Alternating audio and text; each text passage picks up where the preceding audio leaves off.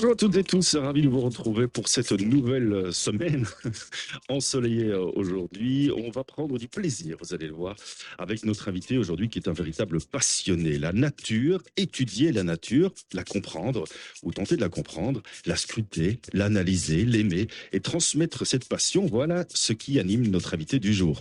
Transmettre ses connaissances à de jeunes étudiants, transmettre l'envie de partager cette même passion au plus grand nombre, transmettre par le livre, par une voix et un enthousiasme qui nous avait séduit, Véro et moi.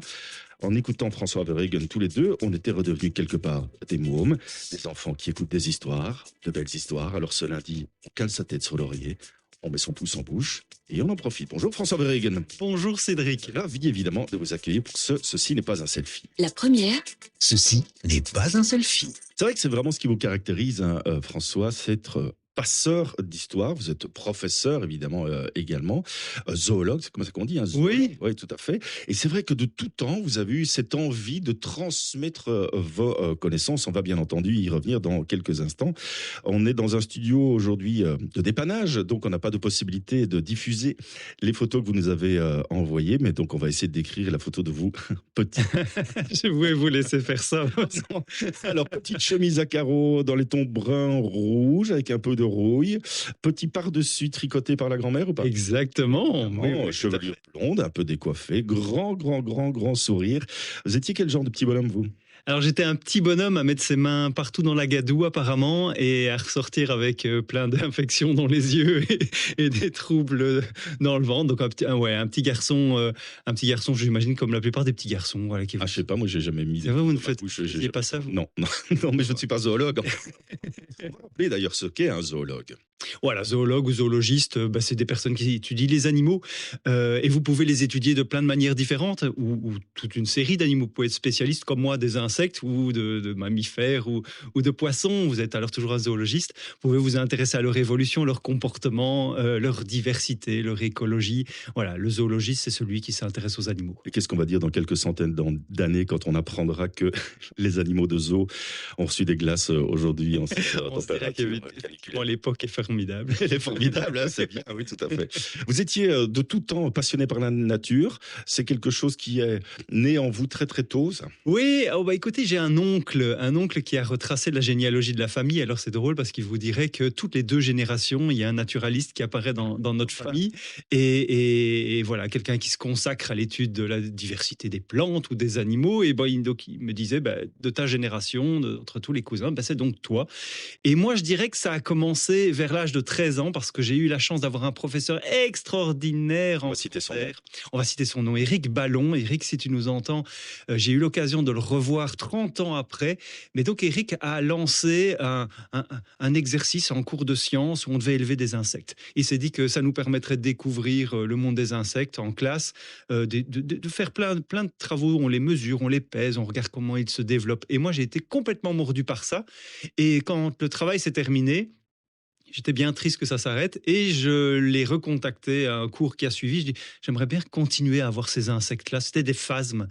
Et il m'a dit, oui, passe à la maison, si tu veux, je te les montrerai et je t'en donnerai. Et il m'en a donné. Il m'a fait promettre une chose, c'est de ne jamais les vendre, parce que ce sont des choses qui se vendent, hein, les insectes, et de ne jamais les vendre et toujours en donner un maximum pour transmettre, hein, comme il l'a fait avec moi. Je lui ai promis.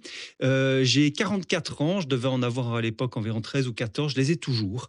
Alors, ce ne sont pas les mêmes, évidemment, parce que ça vit 1 an, 2 ans, donc je les élève et j'ai toujours la descendance de ces insectes chez moi. Alors, parfois, ils partent au bureau parce que ma femme en a marre de les voir dans le salon. On la salue. Faut dire qu'ils sont vraiment très laids, c'est vrai, avec leur allure de scorpion et leurs grosses épines plein le corps. Mais je crois que ça a commencé là, ouais. Question traditionnelle, vous commencez évidemment à la connaître. À cette heure-ci, on demande toujours à nos invités de regarder droit dans les yeux. Le petit bonhomme qui est là, que vous nous avez envoyé avec son petit pull tricoté, etc. Qu'est-ce que vous avez envie de lui raconter aujourd'hui? Qu'est-ce que vous avez envie de lui dire sur la société d'aujourd'hui? Ouh, dites, c'est dur ça. Ouais. Alors, moi, il y a quelque chose qui me tracasse beaucoup et c'est le changement du climat. Et j'aurais peut-être envie de lui dire, commence très tôt par dire aux adultes, peut-être un petit peu bornés, commence très tôt par leur dire peut-être de griller un peu moins de kilomètres en avion, en voiture. Je leur dirais peut-être de faire plus attention à ce qu'ils mangent et à ce que ces les produits cosmétiques ou alimentaires contiennent. Je crois que j'aurais envie de lui dire, fais un petit peu un petit mot autour de toi pour avertir tout le monde, toi qui as peut-être cette idée-là. On va revenir évidemment sur votre parcours dans quelques instants, essayer de comprendre ce qui, à un moment, vous a permis de prendre cette voie de l'enseignement, d'abord en secondaire et puis à l'université. Mais revenons d'abord sur le petit bonhomme à l'école, etc. Quand il a ce professeur, Monsieur Ballon, c'est ça, hein, Oui, tout à fait.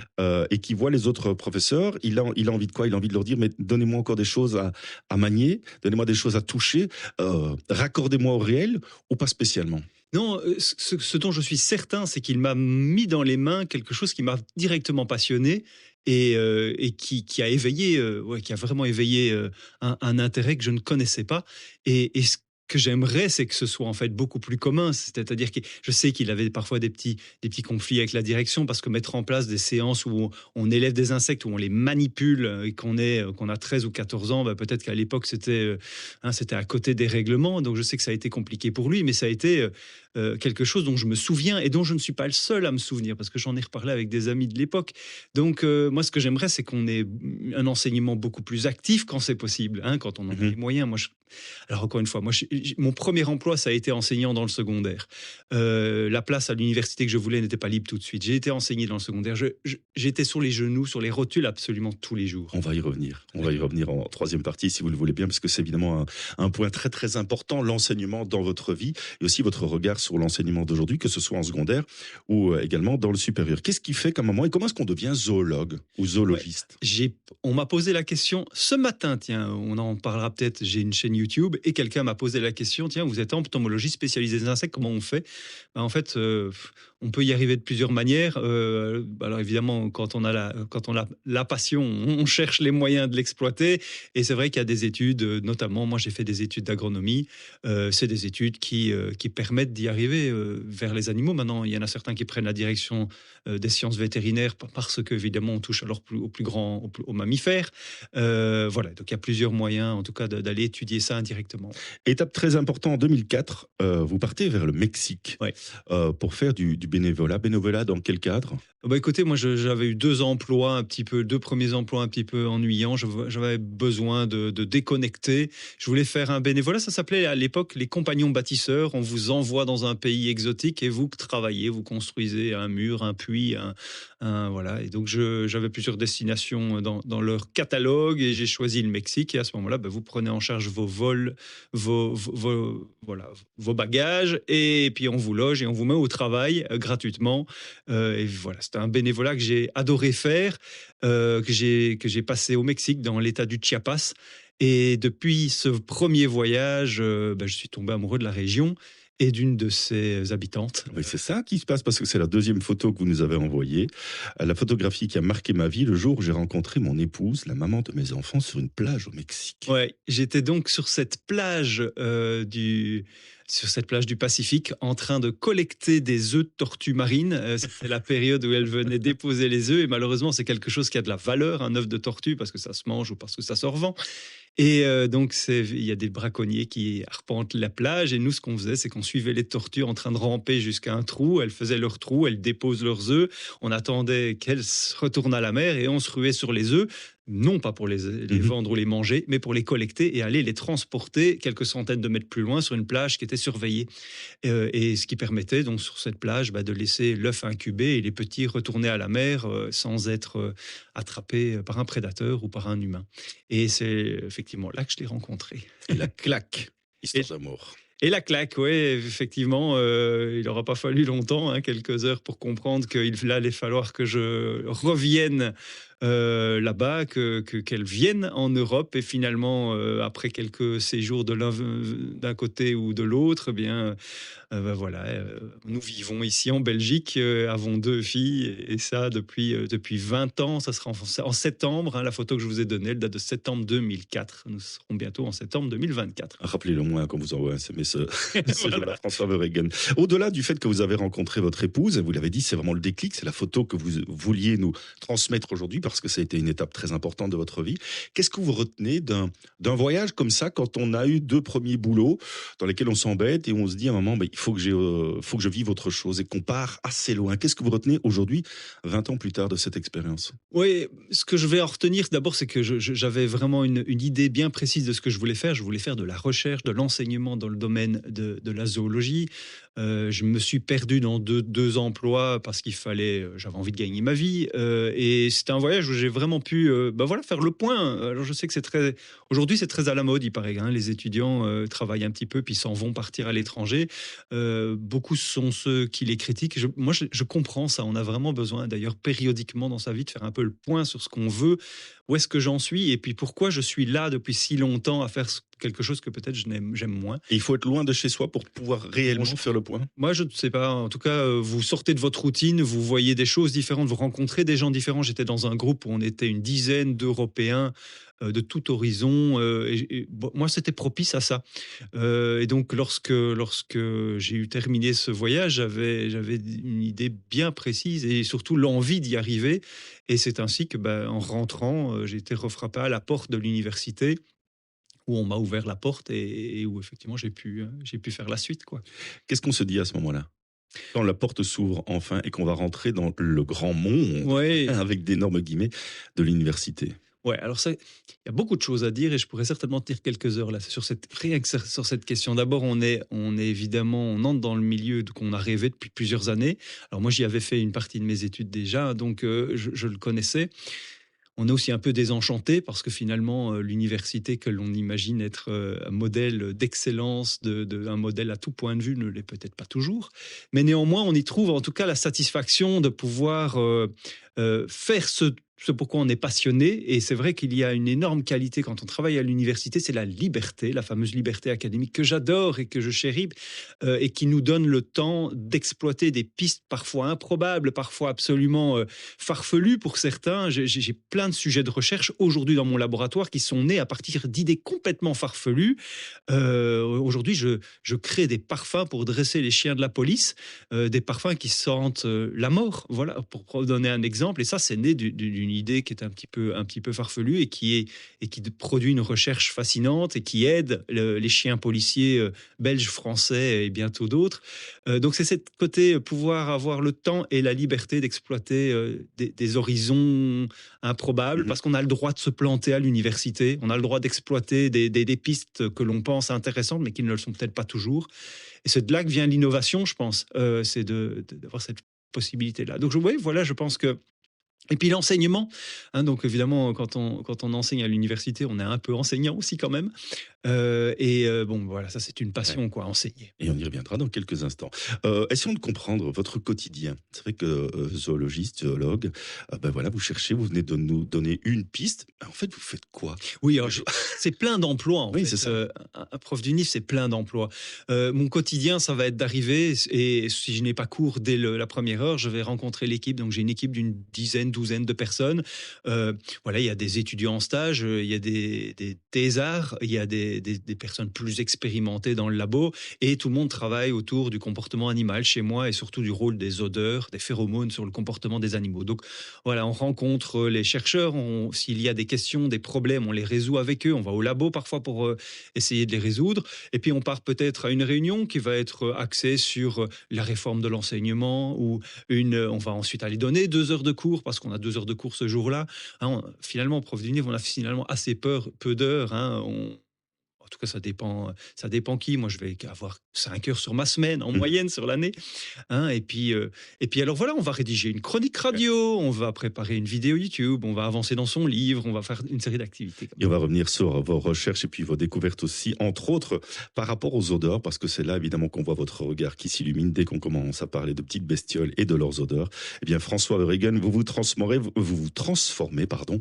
Vous êtes notre invité jusqu'à 11 heures. C'est le magnifique et merveilleux raconteur d'histoire, François Verhegen, que l'on reçoit aujourd'hui. Raconteur d'histoire, c'est quelque chose qui vous tient à la peau. J'ai vraiment l'impression. Alors, je le disais en introduction, on va toutes et tous poser sa tête sur l'oreiller, mettre son pouce en bouche et vous écouter nous parler des insectes que vous étudiez, parce que je voudrais essayer de comprendre concrètement les pistes, justement, les pistes farfelues. Aujourd'hui, qu'est-ce qui vous intrigue? Qu'est-ce qui vous questionne quand vous parlez d'insectes? Oui, alors, il y a beaucoup de choses. Ça va être compliqué parce que je suis quelqu'un de très boulimique. On va en prendre deux. Allez, d'accord, 2. Alors, je viens d'une faculté d'agronomie. Je travaille dans une faculté d'agronomie et donc, et je vous le disais d'ailleurs en introduction, quelque chose qui me tracasse beaucoup, c'est ce qu'on mange et ce qu'on retrouve dans nos assiettes et ce à quoi on est exposé. Et donc, l'une des thématiques que j'ai voulu développer dans mon équipe, c'est les alternatives aux insecticides. Il y a quantité d'insectes qui dévorent toutes nos plantes et il suffit d'avoir un petit bout de jardin pour se rendre compte que sur le rosier ou sur l'arbre fruitier, il y a plein de petites bêtes. Et c'est la même chose dans nos cultures. On les protège avec des insecticides, mais fort heureusement, il y en a de moins en moins qui sont autorisés. Mais ça veut dire que l'agriculteur, il doit quand même protéger sa plante avec moins d'outils. Et nous développons dans l'équipe, avec plusieurs personnes, il y a Fanny, Andrea, qui travaillent sur des alternatives aux insecticides en utilisant des produits biologiques. Et moi, ce qui m'intéresse beaucoup, c'est tout ce qui est odorant. Les insectes, ils n'ont pas de nez, mais ils ont des antennes. Et avec leurs antennes, ils perçoivent les odeurs de leur environnement. Et dès qu'ils sentent l'odeur de quelque chose qu'ils adorent manger, eh bien, ils se dirigent très rapidement. Et je me suis dit, tiens, si on utilisait ces odeurs pour les attirer non pas vers une plante, mais vers un piège ou vers quelque chose qui les tue. À ce moment-là, on pourrait utiliser non pas un insecticide, mais quelque chose de naturel qui les tue. Qu'est-ce qu'il y a de naturel? Il y a d'autres organismes vivants qui tuent les insectes, comme des champignons ou des petits vers qu'on appelle des nématodes. Et voilà la base d'une technologie que je développe dans mon labo. Vous imaginez une bille comme quand on jouait aux billes dans la cour, sauf qu'elle est en une sorte de gélatine. Et à l'intérieur, vous mettez des odeurs qui attirent l'insecte et des micro-organismes, des nématodes ou des champignons qui les tuent. L'insecte, il est leurré, il pense qu'il y a là quelque chose de délicieux, il se rue, il mâchouille la bille, il meurt après avoir... Écoutez, il faut trouver une solution. Et en même temps, c'est formidable parce que c'est un produit qui n'attire que le ravageur. Donc l'abeille ne va pas venir vers la bille parce que l'attractant ne les concerne que l'indésirable. Et vous localisez, en plus vous utilisez un produit biologique. Donc voilà, rien qui ruisselle dans les sols, dans notre nourriture. Donc ça, c'est une thématique. Une autre piste? Une autre piste, c'est celle que Anaïs, par exemple, évalue chez moi, c'est les coccinelles. Moi, j'adore les coccinelles. C'est l'un de mes premiers amours, en tout cas chez les insectes.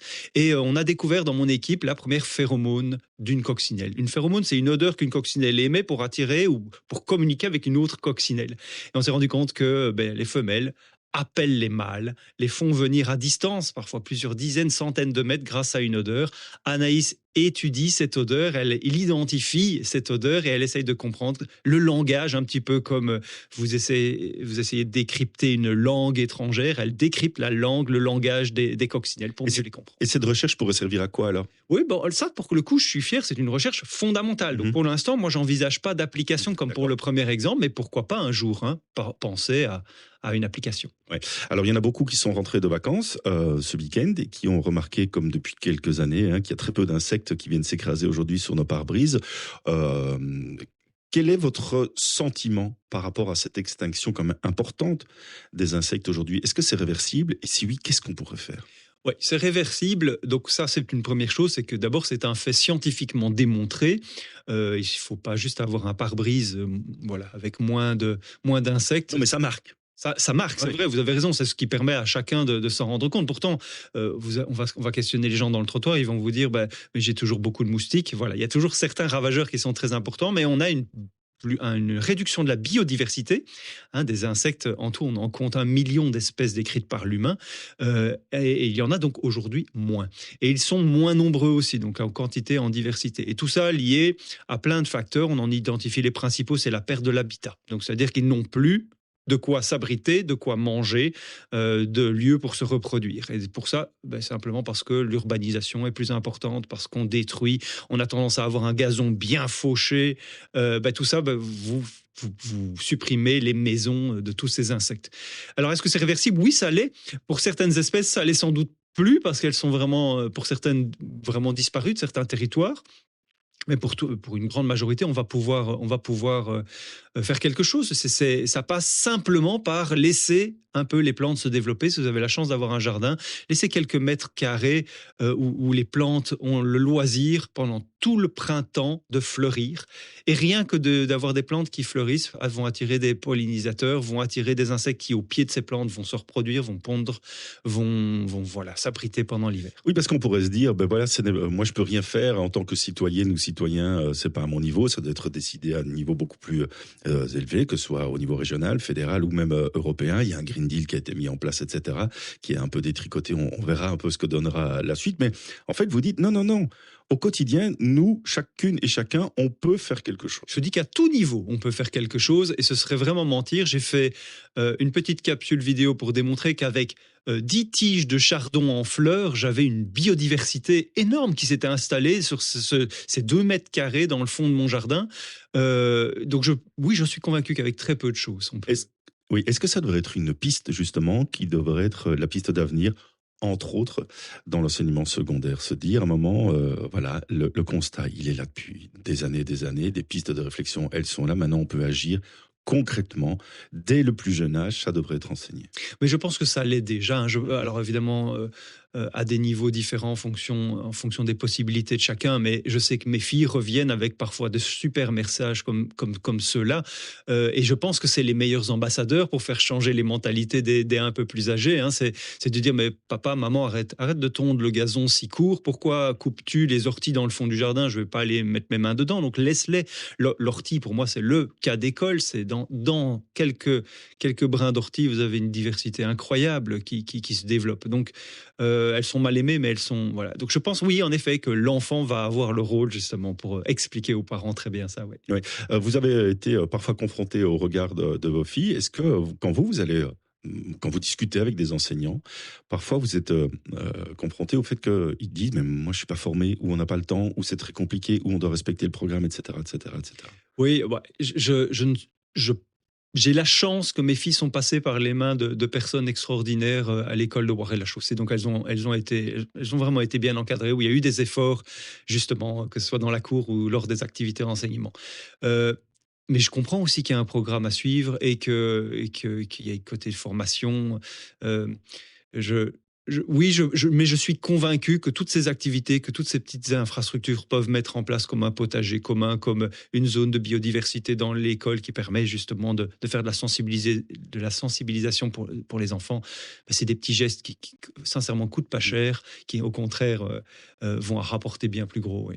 La notion de sens, elle est très importante. On le sait avec les nouvelles générations qui disent on manque de sens dans Oui. tel type d'enseignement, par exemple. On manque de sens à l'université, hein. Il y a une érosion, évidemment, du nombre d'inscriptions dans certaines universités. Elles en prennent conscience petit à petit. Elles restent encore parfois bien axées sur leur base en se disant c'est nous qui avons raison et eux ont tort. Cette notion de sens, quand vous en discutez avec vos étudiants, en quoi est-ce qu'elle vous interpelle? En quoi est-ce qu'elle vous permet de vous remettre en question, vous, le professeur Oui, d'université? on n'est effectivement pas du tout. Alors moi, je n'ai que 44 ans, mais j'ai 20 ans d'expérience à l'enseignement. Et je peux vous garantir qu'entre il y a 20 ans et aujourd'hui, j'ai pas du tout les mêmes étudiants avec la même manière de concevoir d'abord les enseignements que je leur donne et les messages que je transmets.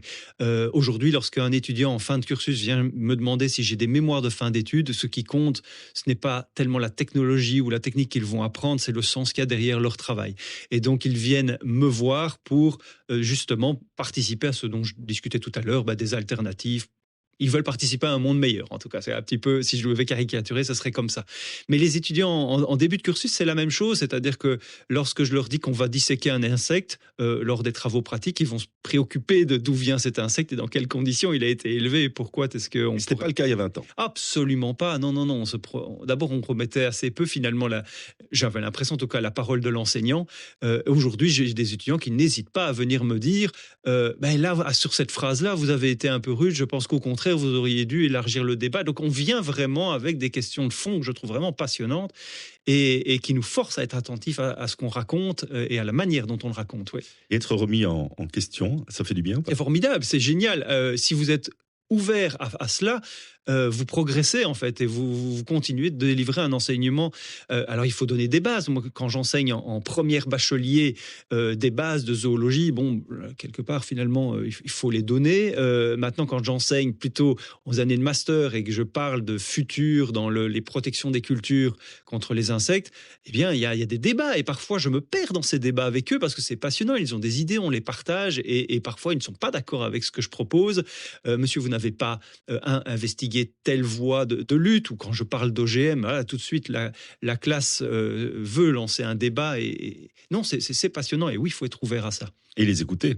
Est-ce que vous parvenez à les écouter, vous? Est-ce que voilà, les autres professeurs se disent: «Il est temps de les écouter un peu parce qu'ils ont des choses à nous raconter aussi», un peu comme ce que vous racontiez tout à l'heure avec vos filles qui rentrent de Oui. l'école.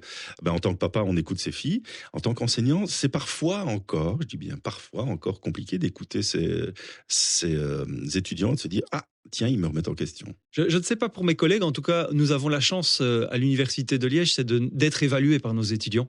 On a un système d'évaluation, on reçoit des cotes, on reçoit des commentaires après un enseignement, et j'adore lire cela. Et en fait, vous vous rendez compte que plus les années passent, plus il y a de commentaires, et plus ils sont fouillés, plus ils sont construits, et vous lisez ça, et effectivement, on se rend compte qu'on a intérêt à rester. Oui. Il y avait la volonté aussi, hein, d'évaluer les professeurs en secondaire. Ça ne s'est pas fait, ça a été très compliqué évidemment de mettre ça en place. Ce serait une bonne idée, selon vous, à un moment, d'avoir aussi un retour d'élèves qui ont entre 4 et 12 ans ou entre 12 et 18 ans? Ah, moi, ça me paraît évident. Moi, je trouve que ce système que nous avons à l'université me permet de grandir, me permet de délivrer un meilleur enseignement. Tout n'est pas bon à prendre quand vous êtes critiqué sur des bêtises, ou en tout cas des choses de forme, évidemment.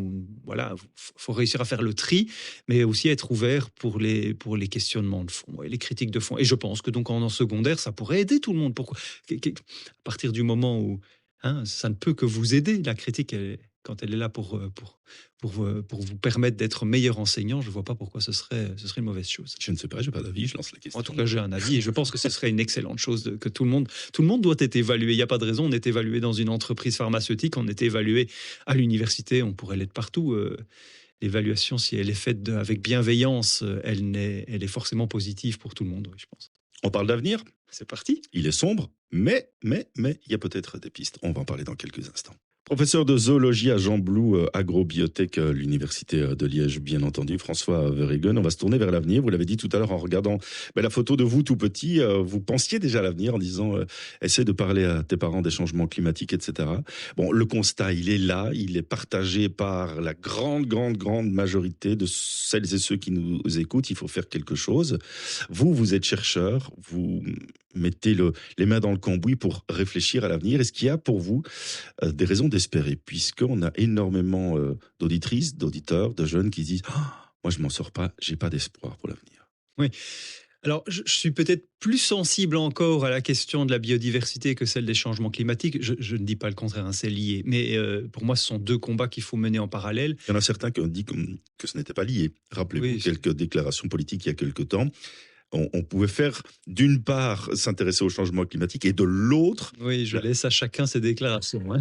Évidemment que les choses sont liées. Le climat changeant impacte la biodiversité. On parlait tout à l'heure de quantité, de diversité des insectes. L'une des 5 causes de la perte de la biodiversité, c'est les changements climatiques. Et ça, c'est la FAO qui le dit, et ses experts. Donc effectivement, c'est quelque chose auquel je suis sensible, et je suis d'un naturel pessimiste, je le reconnais. Je suis d'un naturel pessimiste, surtout quand je vois finalement à quel point finalement des engagements peuvent être vite mis sur le côté. Lorsqu'une manifestation se déroule dans le centre de Bruxelles. Maintenant, ce qui me donne de l'espoir, c'est justement ce contact que j'ai personnellement avec donc des jeunes, des jeunes adultes qui, eux, pour qui ça semble être des choses extrêmement importantes. Alors, je suis biaisé, c'est vrai. J'ai des étudiants devant moi qui font des études de bio-ingénieurs, donc bon, sans doute qu'ils sont un petit peu plus éclairés et un peu plus intéressés par ces questions. Mais quand je vois l'enthousiasme qu'ils ont aujourd'hui, et moi, je n'ai pas souvenir que dans mon auditoire, nous étions nombreux à nous intéresser à cela.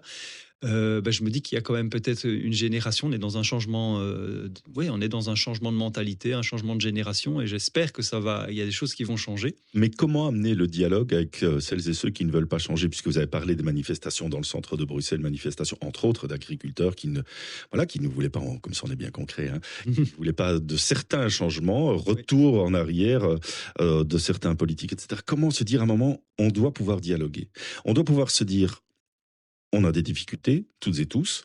On voit l'avenir de manière différente. Il y a des constats scientifiques qui sont partagés, etc. Mais dialoguons et avançons ensemble.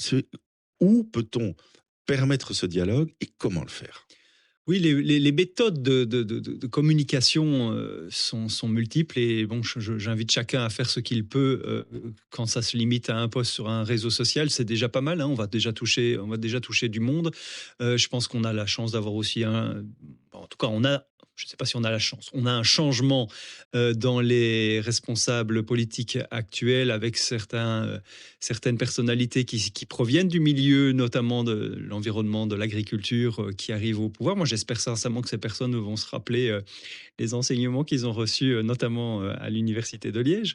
Je pense que voilà, chacun avec ses canaux de communication, c'est quelque chose que moi je m'efforce de faire via les réseaux et via particulièrement le canal YouTube en ce moment, c'est d'essayer de chacun communiquer avec ses idées autour des actions que l'on peut faire et de ce que au niveau supérieur il pourrait faire. Voilà, j'ai pas plus de je suis un petit peu un nostalgique de ces marches pour le climat. Je trouvais que c'était une excellente initiative de voir des jeunes se rassembler périodiquement pour rappeler les préoccupations autour de la biodiversité et du climat. Je rêverais que ce genre de mouvement puisse se remettre en place peut-être. Pourquoi ça ne se remet pas en place? Pourquoi ça fait des mois qu'il y a moins de marches pour le climat, qu'il y a moins de monde aussi dans ces marches pour le climat? Oui, je pense que je ne sais pas. De mon point de vue, je pense qu'il y avait un côté nouveauté d'abord. Il y avait un côté il faut une organisation pour réaliser cela et peut-être que les personnes qui étaient impliquées dans leur organisation étaient un peu plus impliquées ou un petit peu plus actifs et sont passées à autre chose. Euh, Peut-être que la relève au niveau de ces très jeunes, en tout cas qui étaient à la base de ces organisations, ben, n'est pas aussi active. Je ne sais pas parce que la préoccupation, en fait, elle est toujours là. Elle l'est même encore plus qu'il y a quelques années. Le Covid a sans doute pas aidé. Voilà, personnellement, je n'en ai pas la clé. Mais quand on interroge nos concitoyennes et concitoyens, une des préoccupations, c'est bien entendu le pouvoir d'achat, les Oui. difficultés, etc. Et les aspects environnementaux sont reliés bien en arrière, finalement, dans la liste des préoccupations. Et ça a switché en quelques temps, ça. Hein. On sait qu'il y a 5 6 ans, ça faisait partie des préoccupations très importantes. Aujourd'hui, c'est vraiment pas dans le bas du classement, mais en tout cas, ça a reculé dans le Ouais. classement des préoccupations. Peut-être qu'on doit travailler sur la communication autour du à quel point tout cela est lié finalement, parce que vous parlez du pouvoir d'achat, c'est vrai. Moi, je dirais que la santé semble être aussi, et quand je vois un petit peu Mhm. les résultats des élections, la santé semble être toujours une préoccupation majeure. Or, changement climatique et aussi biodiversité sont extrêmement liés à la santé, aux questions de santé. Et je trouve, enfin, il n'y a pas de raison si on est attentif à sa santé, alors on devrait l'être aussi autour de ces deux questions que sont biodiversité et changement climatique. Donc honnêtement, vous me posez une sacrée colle. Je ne sais pas pourquoi ça s'est essoufflé. Je ne sais pas pourquoi ça s'est autant essoufflé, oui. Mais je suis nostalgique de cette période-là, oui. Pas mal de spécialistes, psychologues, sociologues disent on a besoin pour avancer, on a besoin d'un récit et d'un récit qui emporte et qui nous permet justement de croire en quelque chose. Ce récit aujourd'hui, il est peu présent, en tout cas un récit qui permet de croire. On est plutôt dans la peur, très régulièrement, dans les récits collectifs. Vous qui racontez les histoires, est-ce que vous pensez que le fait de raconter l'histoire de tel ou tel insecte, le fait de prendre dans votre mouvement celles et ceux qui vous écoutent, ça permet un changement de politique intérieure. Ça permet de se dire ah mais en fait il a raison et on va y aller. À force de trop montrer le côté négatif, on en oublie parfois les belles choses et les belles choses qui portent. Oui, j'essaye d'être très loin d'un discours de culpabilisation, ça c'est certain.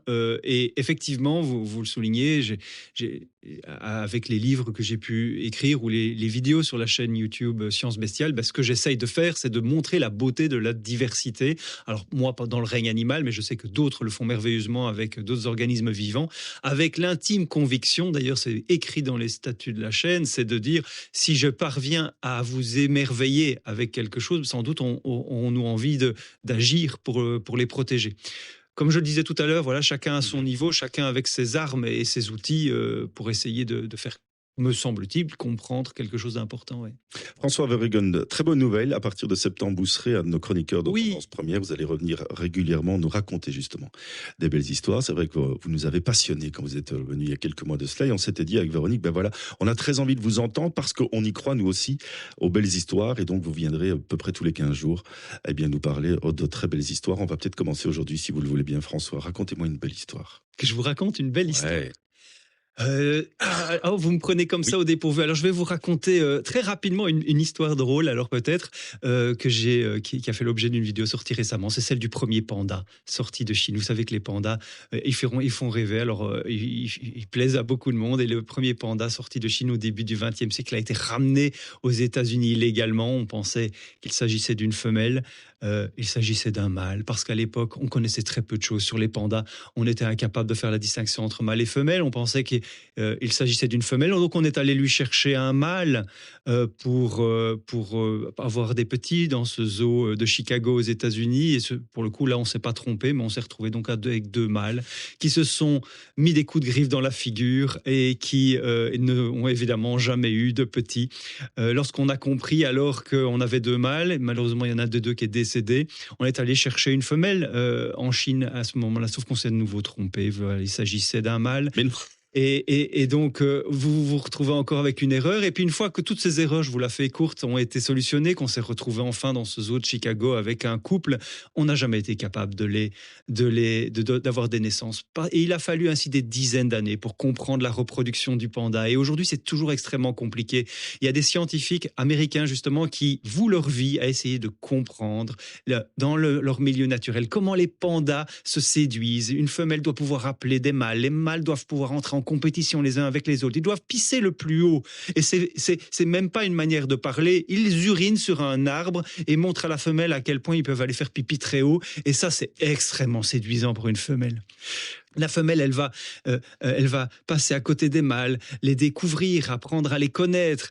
Et pour cela, les scientifiques préconisent que dans les zoos, on fasse des allées des amoureux, une sorte de speed dating, où on va proposer ainsi à plusieurs mâles, derrière des barreaux, l'occasion qu'une femelle aille les rencontrer. Et ce n'est qu'alors que ça fonctionne, quand la femelle choisit son partenaire. Alors ce n'est qu'alors qu'on a potentiellement un couple qui peut s'unir pour la vie et avoir des petits. Et ce n'est que depuis quelques années que l'on sait tout cela, et on est encore loin de tout bien comprendre, qu'on arrive à avoir des reproductions dans les parcs animaliers. Et à mon avis, dans certains clubs de rugby, il doit y avoir des zoologistes qui ont étudié le comportement des mâles quand je vois certains qui tentent de pisser le plus haut possible. François Verheugen, voilà. Ce sera tous les 15 jours, vous viendrez nous raconter de très très belles histoires dans Tendance Première. On va essayer de mieux comprendre le monde. On va essayer de s'émerveiller avec vous en découvrant vos différentes histoires. Vous êtes encore notre invité, vous restez encore avec nous puisqu'on va parler de déconnexion.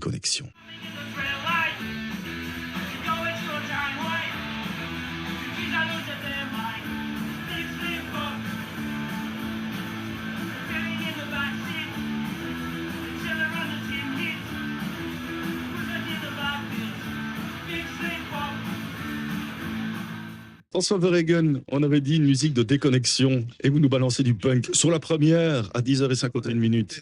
C'était pas un défi, mais ça me fait plaisir. Oui, ça c'est vraiment un morceau. Ça sent le défi, ça sent la caisse de champagne qui vous attend. Oui. Alors il y a les copains du groupe de rock dans lequel je joue de la basse électrique qui vont effectivement sourire. C'est ma déconnexion du jeudi soir. On est presque fin de semaine et effectivement fin de journée, je pars au local de musique et on déconnecte tous en jouant du rock en général, pas que du punk. On joue du rock et ça nous permet de déconnecter. C'est aussi le morceau que l'on joue systématiquement dans chacun des concerts qu'on a l'occasion de faire, des petites choses. On joue dans des braderies, nous. Mais voilà, donc ça, c'est vraiment la Vous déconnexion. voulez qu'on le réécoute encore quelques secondes sur la première? Quelques secondes. Comme ça fera une deuxième caisse de champagne qui arrivera. Allez, on réécoute quelques secondes. Ça me fait rire aussi, la déconnexion avec ce morceau. Pourquoi est-ce que le fait de de jouer du rock et du rock punk vous permet de déconnecter, vous qui êtes tout le temps le regard porté vers les insectes, dans votre labo, etc. Ah, écoutez, le punk, c'est par excellence enfin, un peu l'anarchie. On ne respecte plus vraiment, on ne respecte plus vraiment les règles. Alors il y a une structure dans la chanson, c'est vrai, mais c'est un peu l'explosivité. Alors chacun cherche un petit peu à évacuer le stress de la journée, à évacuer les tracas et la pression qu'on a parfois. Et moi, quand je commence à jouer un morceau énergique comme celui-là sur ma basse et que je peux, voilà, je lâche l'énergie, je déconnecte. C'est vrai, littéralement, je peux avoir eu tous les problèmes du monde pendant la journée. Je n'y pense plus pendant 1 heure et demie. On le dit, vous avez rencontré votre épouse au Mexique. Est-ce qu'aujourd'hui le voyage fait encore partie de votre quotidien, ou en tout cas des choses importantes pour vous pour déconnecter? Oui, bah, moins qu'avant. Je dirais en une vingtaine d'années, j'ai un petit peu, j'ai fortement réduit, je pense, mes déplacements en avion. Je continue d'en faire, hein. J'ai un emploi qui m'incite beaucoup à voyager, mais je le fais moins. Et je pense que le voyage permet la déconnexion certainement. Maintenant, c'est vrai, avec voilà, on vient de le voir avec la musique. J'ai comme ça quelques petites passions, et celle de la musique rock me permet aussi de déconnecter, sans doute tout autant qu'un autre voyage. C'est vrai que c'est important. Alors là, on est parti, on n'est pas parti loin. On est parti en France cet été, et ces grandes plages de l'Atlantique, moi, me permettent aussi de me déconnecter. Plage ou montagne, c'était la photo que vous Oui. auriez pu présenter aujourd'hui si on n'avait pas un souci de studio. Randonnée en montagne avec les amis. Oui, c'est vrai que ça, c'est quelque chose, c'est une petite tradition qu'on a lancée, c'est d'avancer sur les sentiers de grande randonnée. On était au pied du Mont Blanc l'année dernière. Sac à dos, refuge pendant 8 jours, voilà, pas de connexion Internet, que des paysages incroyables, que de l'amitié, des papotes sur des chemins parfois un peu compliqués avec des dénivelés. Mais alors, vraiment, c'est un moment où non seulement on refait le point sur l'année qui vient de s'écouler, sur les plans que l'on a pour l'avenir, dans une ambiance vraiment chaleureuse où on déconnecte du quotidien. Justement, vos plans pour l'avenir, ce sont lesquels? Aujourd'hui, Je- toujours enseignant, toujours heureux d'enseigner je, les je- MIF? je suis toujours heureux de communiquer. Je pense que, voilà, est-ce que c'est la midlife crisis? J'en sais rien. Je ne sais Peut-être pas. que j'aurai besoin de changement prochainement. On verra. On verra de comment c'est. En tout cas, je sais que je fais un métier formidable, mais peut-être envie de découvrir de nouvelles occupations. Donc, ça va. En tout cas, ce sera Qu'est-ce qui toujours. vous titille, tiens, aujourd'hui, dans les nouvelles occupations? Moi, c'est toujours la communication, et surtout aujourd'hui, je suis passionné par la chaîne YouTube lancée. C'est quelque chose auquel j'ai été mordu il y a 9 mois quand je l'ai lancé, et j'adore communiquer maintenant à une autre audience. Je sais que je touche des plus jeunes, je touche aussi des plus âgés que le public que j'ai habituellement, c'est-à-dire des jeunes adultes, et ça me fait plaisir de lire des messages écrits par des enfants de 12 ans qui ont apprécié une vidéo sur les pandas, par exemple. Par exemple, les références de la chaîne YouTube? Science bestiale. Science bestiale avec les Ramones, Voilà. en soutien musical. Merci François Verhegen. Et puis la communication, vous allez nous la proposer également régulièrement dans cette émission, puisqu'on vous le rappelle, vous serez un de nos chroniqueurs dès la rentrée, et on est très très Moi heureux aussi, de merci. cela. Merci François. Retournez bien découvrir vos petits étudiants et À très vite. redécouvrir votre basse en jouant du punk.